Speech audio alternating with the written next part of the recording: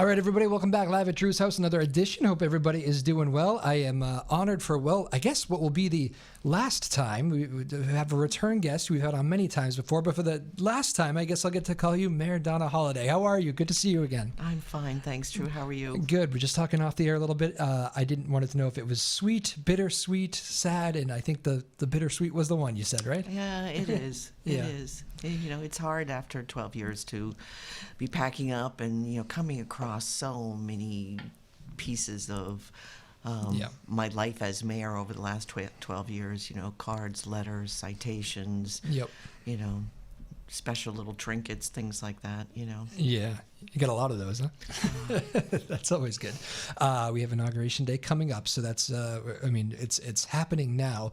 I'm sure you're having like a lot of maybe dipping back into some good memories. I'm sure there's some stories that are jumping out at you. How much do you find yourself trying to stop yourself from doing that, or is it kind of fun to go back? Oh, it's really fun. I mean, I had my last department head meeting, and I said, okay, Frank, health director, just give us the bad news, and let's get that over with to start, and then let's just tell stories. And so there were just great stories that people shared. Some things that I had forgotten about, some things that we just laughed, and shared. I mean, there were just so many incidents, stories, events, times together. Yeah. It was fun, and we've done that in a lot of situations with the smaller groups of people as I've been saying goodbye, and just people saying, "Do you remember when?" How's your team taking it? Because people don't realize, I think. I mean, this is you're the face of it all, but you have a lot of pride in that team you put together over the years, and this is a big change for all of you, right? Yeah, I mean, a lot of the staff have never worked with another mayor. Some have worked with 7, So exactly. So it's it definitely is a span in terms of people's experience. But I mean, there is a level of anxiety there.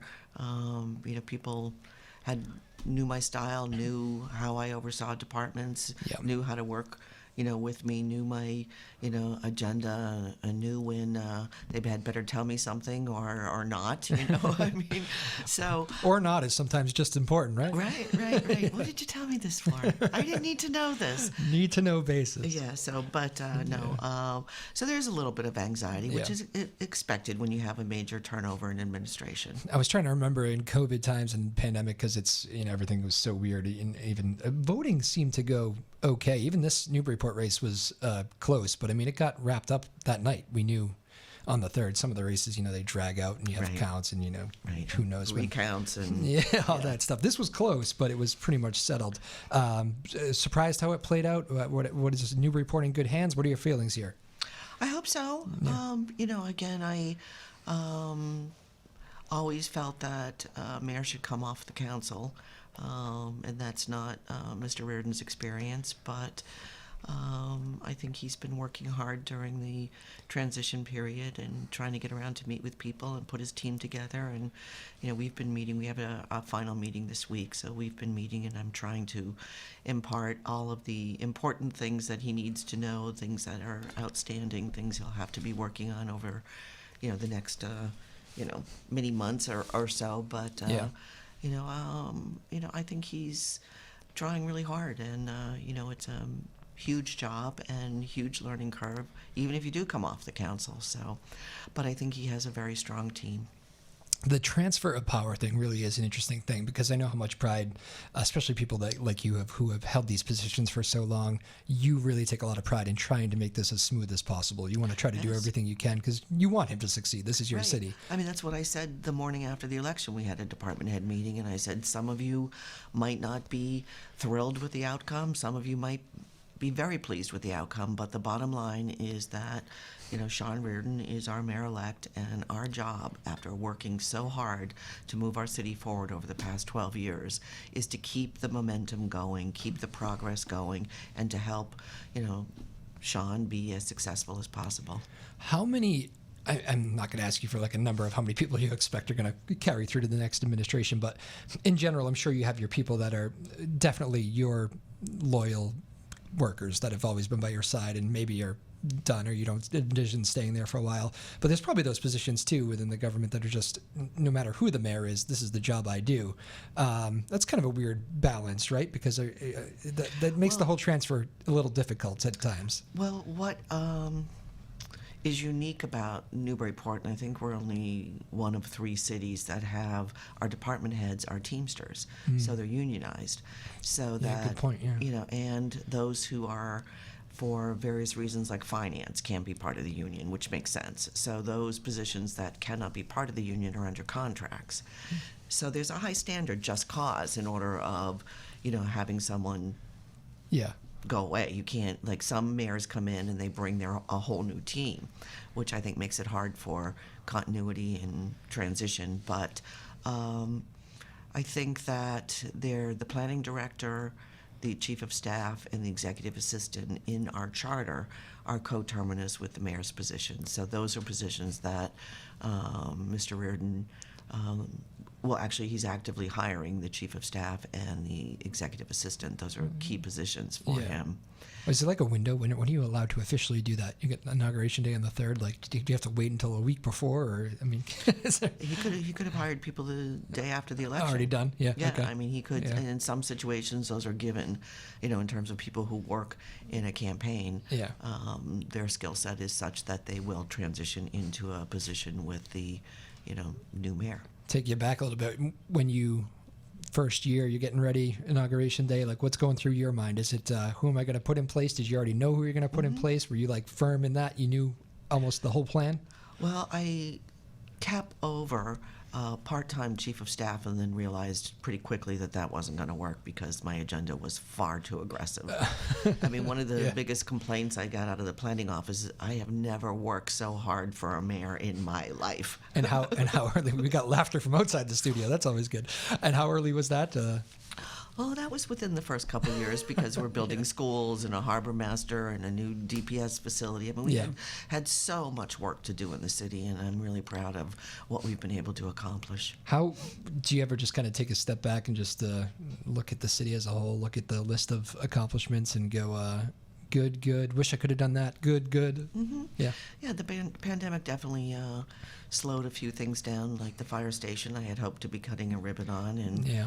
I'm disappointed that it was so difficult working with the council on the Brown School and where we're going to go with that. Youth services is huge in terms of a home, Yeah. and I would have liked the waterfront to have been done, but at least we are under contract. The process is going forward. The funds have been allocated for that, as well as the fire station. So we're in good shape Yeah. in terms of some of those outstanding projects. How was it since you announced that this would be your last year? How has it been working through whatever project you do? Does that get kind of dicey? Like, I mean, there has to be an aspect from some people that are like, well, it's going to be the next person anyway, so maybe she'll just go away. Is there any of that or no? No, not really. All right, that's the cynical side of me. Good. That's okay, Drew. That's a good. That doesn't happen in politics. Okay, very good. Oh, never. Cynicism? Are you kidding? Very good. All right. Happy to hear that. Good job, Newburyport. Excellent work. What has been the most? I know the pandemic has been a struggle. I don't. And you might know him a little bit better than I do. I said to somebody the other day, it felt to me that when Governor Baker announced he wasn't going to run, that the pandemic had just taken such a toll on him. He was just done with it, and I think that could have been it. I don't know for sure. I'm not close enough with him. I know the pandemic has not been easy on anybody. How would you sum up the last 2 years? Hell. Yeah. I mean, there's no question about it. It's been, I think the hardest part was when we didn't know what we were dealing with. Yep. You know, and you're seeing, you know, like my family had been in New York City 2 weeks before everything shut down. And we had gone for Christmas, I bought orchestra seats to Hamilton, and it was just like the most wonderful event. And then all of a sudden, all hell broke loose. And, you know, we're watching these scenes from New York, and I'm like, what? You know, Yeah. and we don't know what we're dealing with. I mean, they're saying this virus stays on surfaces for 3 weeks. We're, you know, shutting down parks and putting evidence tape around everything, taking basketball hoops off. I'm throwing mulch into skate parks to keep the kids out of the park. I mean, Is that what you guys did? I did. Wow. Because I couldn't get the skate parkers to Yeah. not be in the park, no masks, and we didn't know what we were dealing with at that point. Yeah. And then, you know, just trying to, the cable station was vital during that time, and with you and our local pulse, where we were able to provide as much communication as possible as we're all learning about this. And I think that was the hardest part, Yeah. you know, just not knowing, you know, what we were dealing with. I remember Governor declaring rules for, say, grocery stores Yeah. on a Tuesday, and I walk into our local grocery store and I'm appalled at what I'm seeing. And I called the regional management and I said, "You have 72 hours to get your act together here and follow the governor's orders." And there were no masks, there were no plexiglass, and separating the customer from the cashier. Yeah. The aisles had to be one way for a period of time. All those arrows. And just social distancing, and just really trying to get that information out there, setting mask mandates, deciding, how do we continue operating the city, letting people work at home, trying to find ways to do testing, and then the vaccine rollout, which was huge. And that's, I think, what has made the big difference now in terms of people not getting as sick. But our numbers are terrible. We've had the highest amount of cases this month since this started. This is Newburyport specifically? Newburyport, 288, and 2 more deaths. So we're at 54 deaths. And it's just awful. And do you know what the vaccination numbers are? I think we're in, I should know this. I think we're in the high 70s. High 70s. So that's actually better than the country. I think we are. I know our seniors are even higher than that, but I think in total, because of the youth just starting to get vaccinated. So, we're still at 1 dose for a lot of the 5 to 11-year-olds. But, I think that there is a real push and real effort in our community for people to get vaccinated and boosted. And boosted, yeah. How frustrating is it? I know, this is such a touchy subject no matter who you talk to, but there's a real, we just said 70%, I believe, is considerably better than the country as a whole in being vaccinated. How frustrating is it to you as somebody who's just trying to keep a city running, try to keep businesses open, restaurants open, trying to keep these places in business, and people are just, for whatever reason, not getting vaccinated, not trusting the science? I can imagine as a mayor of a big city, it must be infuriating. It is. There's no question about it. There's so much misinformation, and you've got all these, fake news or websites or people just providing false information, and there's people who are buying into all of this. Yeah. And it's very frustrating. Yeah, I don't. It's here we are again in another surge here in Massachusetts. So I didn't think I would actually be talking about this with you, even 5-6 months ago. I didn't think on your way out that we'd still be in the midst of a pandemic, but never mind a pandemic, we're surging again. So that's where we're at. The big issue before us is what to do about inauguration. Yes, let's talk about that a little bit. So January I know 3rd. some communities have already gone to remote. Yep. And so Mayor-elect Reardon and his team and the city clerk and councilors are having a sort of conversation about where do we go, from here in terms of how do we manage the inauguration. So they're coming up with different scenarios and trying to figure out which is the safest and makes the most sense. Now I know that it will be filmed. I don't know if it's going to be live, but at least there'll the community will be able to watch We'll at some point. of course be covering it here, but it is. That's. Got to talk about a political football there, right? I'm sure there's no shortage of opinions where you're going to start cutting people, capping this, and then that becomes a whole different issue in itself, Right. doesn't it? Right. New York City, they're putting a cap on the New York City ball drop attendance. So if they can do it, pretty much anybody can do it, right? Yeah. Well. That's. I actually don't know how they're going to do that. I would love to see how that is all figured out. But again, we're joined here by Newburyport Mayor Donna Holaday. The final days ahead of the January 3rd inauguration. What's the best story to come out of the pandemic? Because it hasn't been all bad, right? No, I think what I really saw was the quiet work in neighborhoods where people knew someone who had tested positive or was in close contact, had to quarantine, and people just stepping up, buying groceries, medicine, just, the numbers of masks that people made. Yeah. We had here at the senior center at one point just boxes and boxes of these wonderful handmade masks, so you could pick up a mask to match any outfit, any suit, any day. Yours is very nice, by the way. I saw you walk in with yours, the Newburyport Pride. It was very nice. Yeah. Always sporting the Newburyport Pride. Good for you. Absolutely. But I think there was a tremendous amount of that outreach, helping people worked their way through a complicated scheduling system initially when the vaccine rolled out, Yep. helping people get to the clinic. We've had staff who went into people's homes who are, certified to give the vaccine. So there were lots of stories like that. Yeah.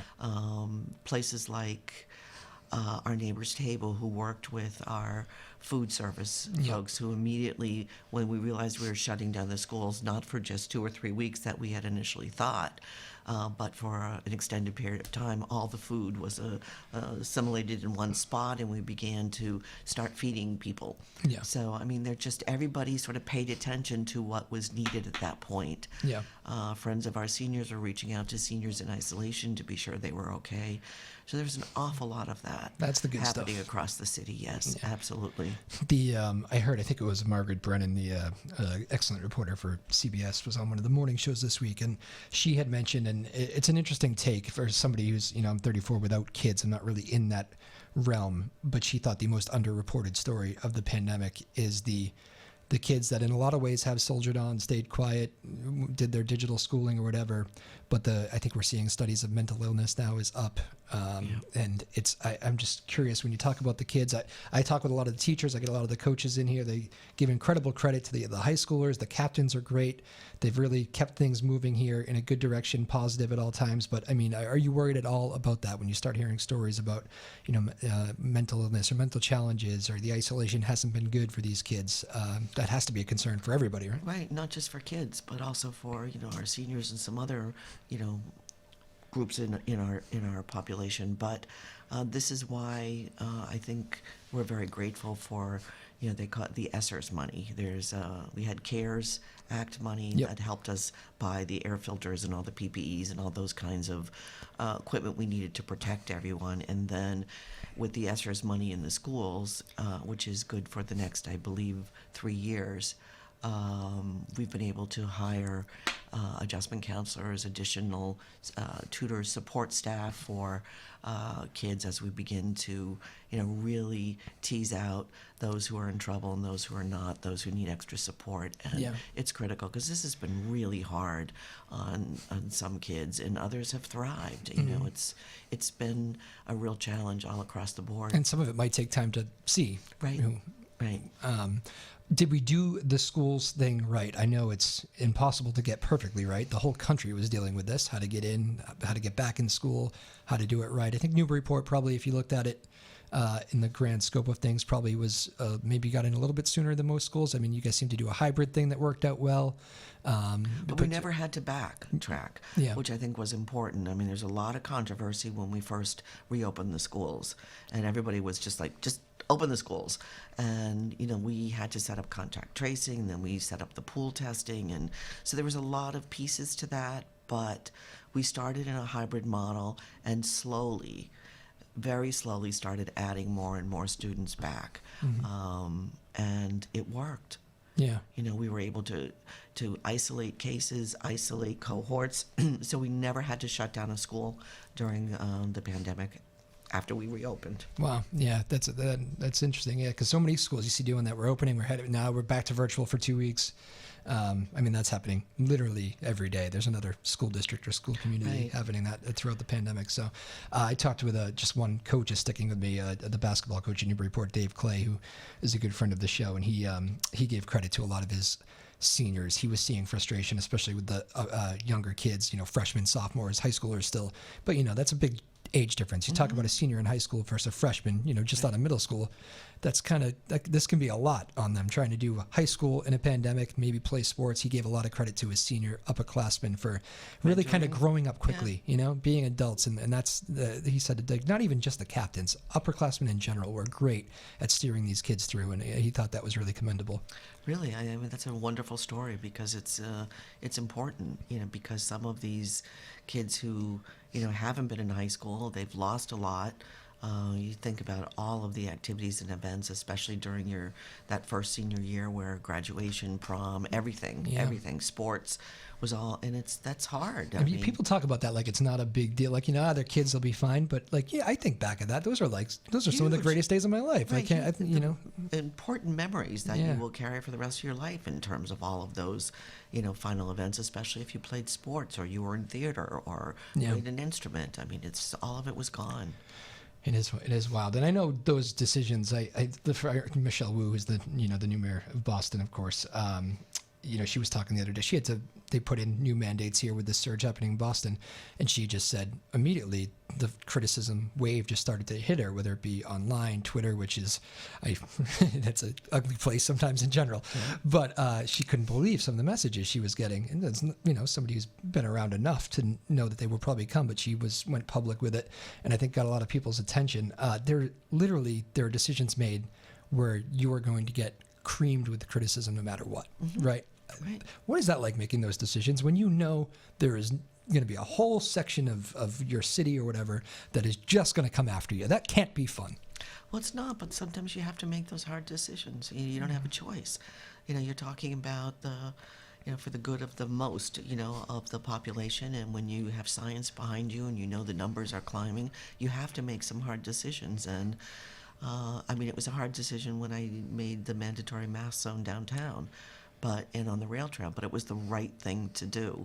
Yeah. There's no question about it, and we were able to, expand outdoor dining. We're doing everything we can to keep the economy of the city moving forward, saving our businesses as well as keeping people safe, and that's a challenge. But I think we did a good job because a lot of people still came, like that first year of the pandemic, before even the vaccine, came with masks, and I think they were checking our website. Yeah. Because people were outside, they needed places to go. I don't know how many back roads in Newburyport my husband and I discovered through during when there wasn't a lot else you could do. But I think people felt comfortable coming to Newburyport because of the information that was provided about how we were managing the virus. We coordinated with Southern New Hampshire, so we were doing things in tandem. So if they were opening up their beaches, we wanted to be doing the same, or so that so many we weren't getting an influx. Didn't do that. I know, and so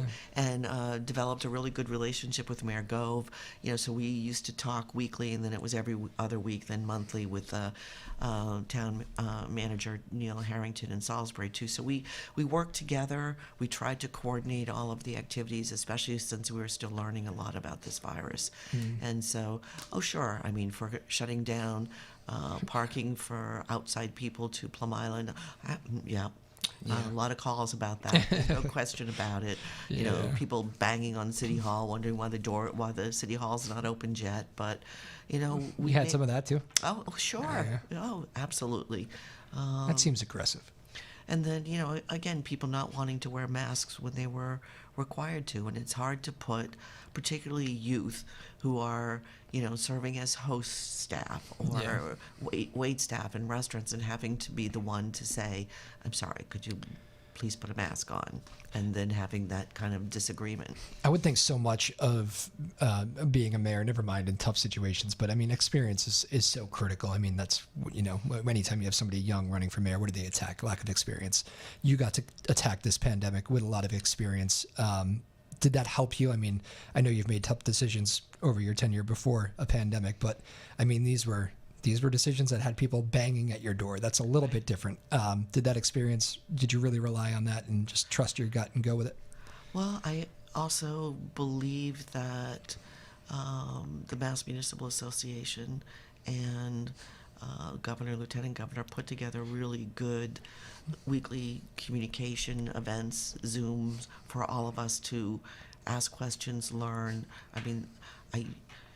I've spent so many hours on Zoom learning about this virus that, and that was really helpful, because so you have the kind of information you need, health and education information that you need, but then you also have to take that information and do something with it. Right. So working with our Board of Health, We've had lots of conversations, going back to how to do graduation, how not to have a graduation, all, every step of the way, trying to make sure you're involving the people who have good information to help guide you as you're making some tough decisions. A lot of talk with other mayors too, or Yeah, absolutely. The mayors, we would meet on a monthly basis, and then there were, oftentimes it would be a mayors and manager meeting that would be scheduled with the lieutenant governor and some health expert within DPH, or Mary Lou Sutters, Secretary of Health and Human Services. So I think they tried really hard to give us the tools we needed, and also the ongoing calls that we received from Lieutenant Governor just to check in on how we were doing. That is also, and how I was doing. That was really helpful too. A Republican governor in Massachusetts, and he gets certainly plenty of heat from his Republican friends on the radio and all that stuff. But Governor Baker, it seemed like you guys had a good working relationship. What was your first thought that went through your mind when you heard he would not be seeking re-election? I wasn't surprised. Yeah.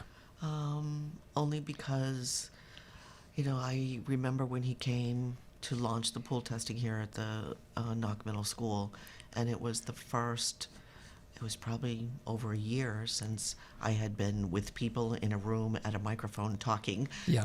Granted we had masks and social distanced, but I was, thinking about, as I was introducing him, how challenging it has been just to run one city of 18,000 people, and how he has to oversee an entire state, and dealing with trying to get federal supplies, and just setting up hospitals, and everything that he had to do in terms of keeping those in our state in each communities were in different status. Setting up the vaccine. There was just testing. It was it's enormous responsibility. And now that everyone I think had hoped we'd be out of this at this point, and here we are with another surge. And I also think that he just probably didn't want to deal with I don't know this for a fact, but just the Republican dynamics of what that means in terms of an election. And the Republican Party's not in great shape in Massachusetts, or in some other states too. How difficult, I've always wondered this, like the behind the scenes, the stuff that we don't see, like how difficult is it running a campaign? I always imagine there's a million moving parts that we will never see, and maybe some elections are won because of some of the great work that a few people did that we'll never get to know their names. Is there some truth to that? Sure, absolutely. There's people who are just so skilled in the world of campaign management, and you see the successes of some challenging races. You look at Ed Markey's race, in terms of winning back his Senate seat, and there are some really challenging races out there. You look at the Presley and Capuana race. That was but very, very skilled people, and I think you now have tools that weren't available.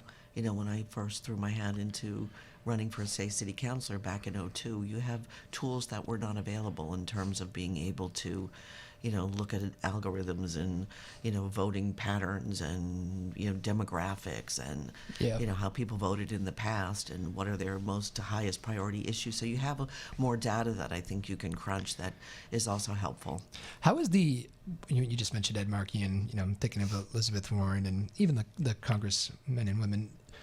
Newburyport seems to be, and you would have to look at the numbers to see how many trips are made here and, dig a little bit deeper on this stuff. But would you say that most of our representatives are pretty into this, not into is the wrong word, but cognizant of this little part of the country here, this Newburyport on the water? It seems like gets a good amount of attention. I see Seth Moulton up here a lot.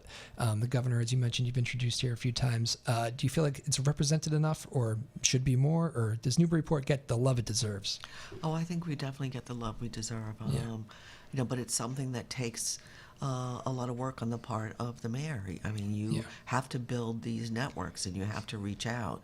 And I was texting Lieutenant Governor after the announcement was made, and I said our relationship began with 15 feet of snow on Plum Island and the Oh, wow. loss of the sewer system out there for 3.5 weeks, evacuating 180 people. I mean, it was just, remember that was how they started. Yeah. Because that first snowstorm hit the end of January, and here I am on my way out the door, and we're dealing with sand on Plum Island. So, so we sort of joked about that. Yeah, Plum Island's always going to be an issue, isn't it, in some way? Yeah. It is. Yeah. It's a whole nother show. I know we've talked a lot about that because you're so big on the climate change and the all the efforts to save Plum Island. How's that going, by the way? I know it's a very complicated answer, but what would you... Well, I think at this point what was most important was because we lost the primary dune there, which after the jetties were reconstructed, and it just kept, and that was state property, and I kept dragging anyone who would listen to me out there to look at what was going on. And then finally we reached a point where when the dredge project was delayed, hopefully it will happen next fall, because it went out late for bid and came in 50% higher than the Army Corps anticipated. I mean, we were out of options. I mean, the water was at the doorstep of people's homes. It had undermined the road.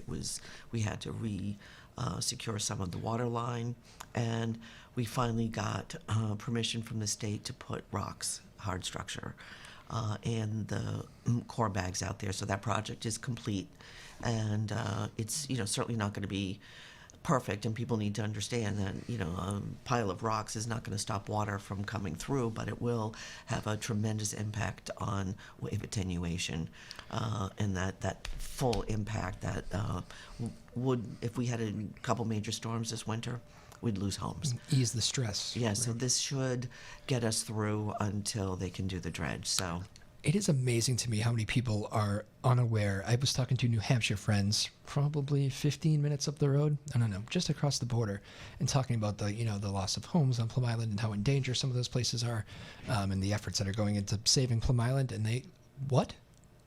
Like, what do you mean, homes in danger? I'm like, what do you mean? What do I mean? Like, this is a real thing. Right. It's amazing to me how, I don't know if people just turn it off, or that will be fine, or it's hundreds of years down the road. It's not. It's here. Well, I think if you drive along the coast in southern New Hampshire, you'll see these massive revetments of stone. You'll see hard structures. You'll see seawalls, things that we just don't have here along the coastline, and are restricted in terms of it being a barrier island. And the one thing that I think is important for people to remember is that Plum Island is saving our downtown. Yeah. With the marsh. And we are so fortunate because if we didn't have Plum Island and those storms came in, we would see massive problems in downtown, and loss of structures and our boardwalk and who knows. So I'm very grateful for Plum Island in that regard. But there has to be some balance about future development.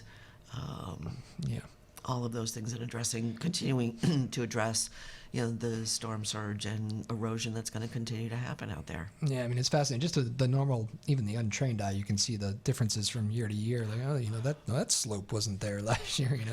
What happened to that 3-story dune that used to be there? I know. It is fascinating. All right, Mayor Donna Holaday, here's some fun ones for you to end. What is the thing that Mayor-elect Sean Reardon is going to learn very quickly on the job here that he has no idea is about to hit him? What's that first thing that kind of struck you on the job that said, wow, okay, I got to deal with this? Well, I'm sure he won't have to deal with this, but because we figured this out. But I had a toilet in the women's room on the first floor. The pipe broke over the building commissioner's desk. Okay. And I just, I didn't really know much about procurement laws, and that people needed to be certified and trained, and it's a book that sits like 1,000+ pages in terms of, and we didn't have a procurement person, and so I just said, okay, called people in and said, fix this. And our auditor at the time comes downstairs and says, Mayor, you can't do these kinds of things. I said, what do you mean? I got to fix the... It's broken. We fix it. Yeah, he said, no, there's rules, and you have to get bids, and you have to put things out for bid, and you have to, I said, okay. So we were able to get someone who sort of was able to pinch hit for us for a little bit in terms of the procurement certification until we could get people trained in that. But that was an awakening for me, that's for sure. Was that a sign of things to come in politics? No, it was the sign of things I had to deal with an 1852 City Hall. Well said. All right, very good. Will you give Mayor-elect Sean Reardon any advice on whether that be on Inauguration Day or leading up to? Will you do that? Question one, and if so, what will it be? Well, I've tried to. I mean, in terms of, I think one of the most important things for someone who is new into a position like this is that you have to be prepared for the negative. Mm-hmm. And you got to have thick skin, and you can't let your family members go ballistic. I mean, that was one thing that, conversations in your living room are great, but I kept my husband off of Facebook successfully, except for last spring. He got really mad, and he started posting something, and my chief of staff immediately texted me, did you see what your husband just posted on Facebook? So I think the best advice is do not respond, because all you'll do is, throw fuel on the fire, if you will, and it just ignites this battle, and it doesn't help. Yeah. The best way, I think, to deal with those types of situations is, when you're doing your cable show and you present information about whatever that decision was, or you, when you write your communication and updates to the city council, which was something new that I had started, you give them the information about whatever that issue is, and hopefully it's said and done. But you can't react and respond on those neighborhood blogs, on Facebook. You just can't. Stay off the neighborhood blogs. Or read them, or have someone monitor them. Yeah. But, at times you can give information. Yeah. The vaccination clinics are going to be held. Check this website, that kind of thing. But, gotcha. When, somebody is trashing you about some decision you made, do not respond. You must have done this. I think everybody in their life has done this who's worked in any career as long as you have. Typed out that email, maybe that text message, and then said, let's sleep on this, and decided not to do that. Does that happen? Is that a real thing? Especially when you have something that's very difficult or challenging that you have to respond to. I have one of those sitting right now. Oh, tell us about it. No. But just sometimes it's the best thing to do, or to get your chief of staff or someone else to read it. Yeah. And there's been times where I've just deleted the whole thing. It's just start over. Okay. Sometimes you just have to do that, but sometimes it's cathartic. When you just put that email together that puts everything in there that you just really wanted to say. Yep. And then it's done, and then you delete it, and you start over. Yeah, yep.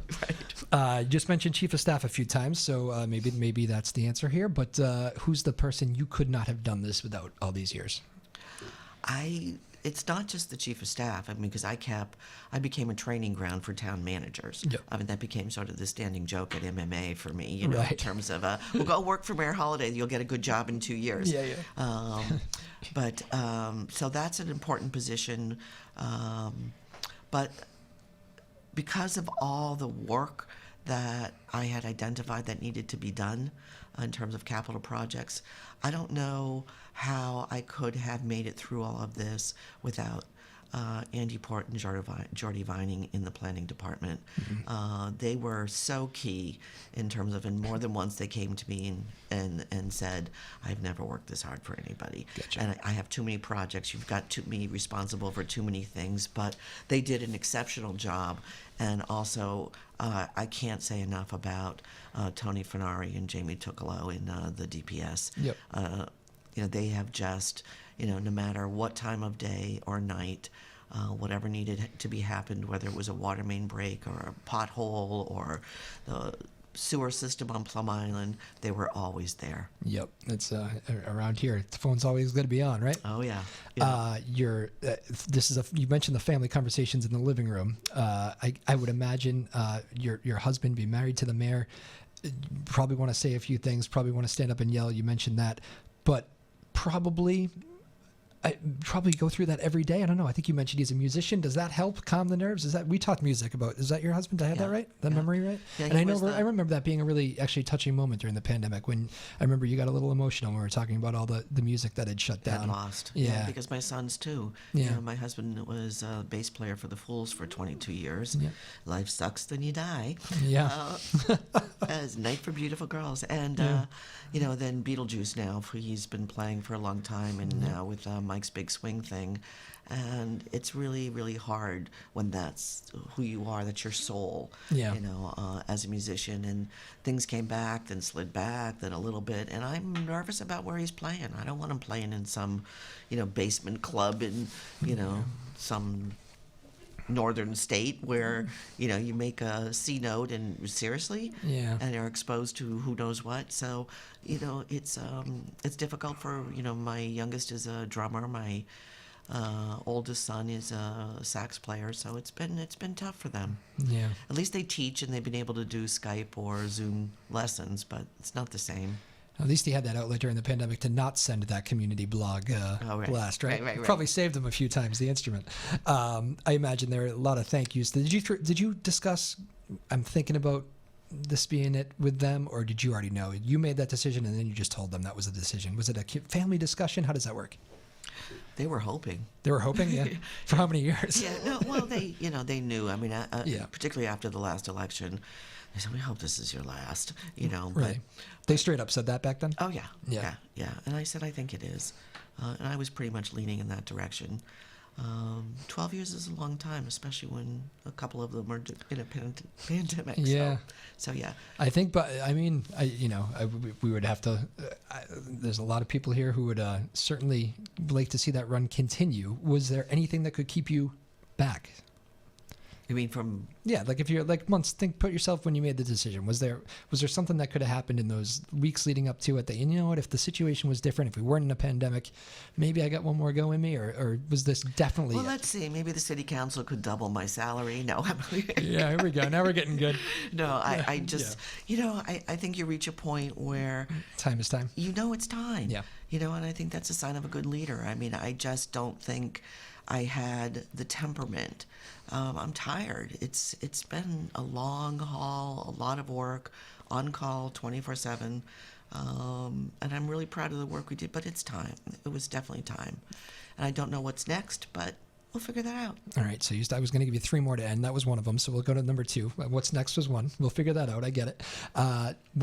Is there one story over your course of marriage that will just stick with you for the rest of your life? It doesn't have to be political. It can be person to person. Is there just something on the job that you'll never forget? That day, that person, that story, something like that? Oh, there's a lot of those, but I think one in particular was the valve pits out on Plum Island, where 3 to 4 houses connect into those for this proprietary airvac system. Mm-hmm. And so all of Northern Boulevard and Oceanside and Bayside, along those side outlets, they were all frozen. So you had to manually unfreeze every one of these valve pits to get the sewer line back on. Mm-hmm. And it was start, stop, stop, start. And the alarm system was cut out of the construction. And, you know, we were already in the middle of learning about major problems with materials that were put in the water and sewer system out there anyway. Mm-hmm. And so we're in the middle of this major investigation and settlement, working with the AG's office anyway. And so then all this happens. And as I said, it was 3.5 weeks, but there's this picture of Jamie Tuccolo, who was the primary person out there, working with staff and members of the company, sent crews out to help us. We had the DPW from Pennsylvania, Pittsburgh out there with us too, trying to help with this system. And I remember the last valve pit to be unfrozen. And Jamie looks like an ant compared to the snow he's standing amidst and trying to uncover this last valve pit. And I can remember just bursting into tears. Really? I was so exhausted after non-sleeping for any of the staff did for 3.5 weeks because we were so concerned about how to get this moving forward. Wow. Wow, that's a good one. All right, I'm glad we hit on that one. I had not heard that story before. That's good. What is Mayor Donna Holaday most proud of? What accomplishment, or whether it be with your team, whatever it is, what are you most proud of as you walk away? Oh, that's hard. I know. I mean, first and foremost, it's the people, as I say, who stood with me, by me, and behind me during all these 12 years and, helped to really implement, the vision I had as mayor. But I'm really proud of this space here, having received, I think, 13 different studies for a senior community center. And, this is Newburyport. We don't have a senior community center. It was insane. And I think one of the best stories is when it's a few weeks after the senior center opened, and we had to do a debt exclusion vote. And I have to give myself a little credit for this one because I knew that if you look at research and data, seniors typically will never vote in favor of raising taxes. And the debt exclusion required them to pick up the average person, $350 a year to pay for the new elementary school, the renovations to Moholland, and the senior center. And so I put the senior center on the debt exclusion vote because it was for something the seniors could have, and many of them had been active trying to make this happen. So it was all three passed. We had just opened the senior center, and this senior woman walks into my office. Oh, Mayor, I've just been to the senior center. It is absolutely gorgeous. And then she hangs her head. And I was like, what's the matter? She said, I didn't understand. I didn't vote for it. Well, that'll happen. Oh, sure. All right, this is the last one. I lied, but I got to get this one in. Politics for the kids. Mayor, big city. Fun job? Recommend it? Absolutely. That's one of those things that I really love behind the scenes as mayor. I have written letters of recommendation. I have helped a couple students get internships with Joe Biden when he was vice president, with Senator Warren. Meet with people all the time to encourage them in terms of, a political career, making recommendations. Where do you start? How do you do it? It's the best job in the world. You're gonna miss those conversations, aren't you? I mean, you're still gonna have them, obviously, Right. but you're gonna miss the business of that, I would think. Right. Yeah. Well, Mayor Donna Holday, thank you for your service here. What an unbelievable run. It is something we don't see. You really don't see it too often these days. There's a few names. What was it? Curtis Tony's going. Right. Yeah. There's not many of these. Just an unbelievable run of service to Newburyport. And thank you for making so many appearances on our little show here. We appreciate it so very much. And Well, as I said, it's really important to use every avenue available to you to get information out to the public. And, I was thrilled when we connected and I started doing the show with you. Awesome. Well, thank you so much. This is it's been fun. We touched on some lighthearted subjects and obviously the serious ones too. But we got on some other stuff too along the way that I really enjoyed. So I appreciate it all the time and all the interviews we've had with you over the years. Thank you so much. Oh, you're very welcome. Thank you, Drew. Mayor Donna Holday. Happy New Year to everyone. Happy Please New Year. be safe, get vaxxed, get boosted, wear your mask. Perfect way to end the show right there. Mayor Donna Holday, live at Drew's house, Drop Afternoon Drive. See you next time.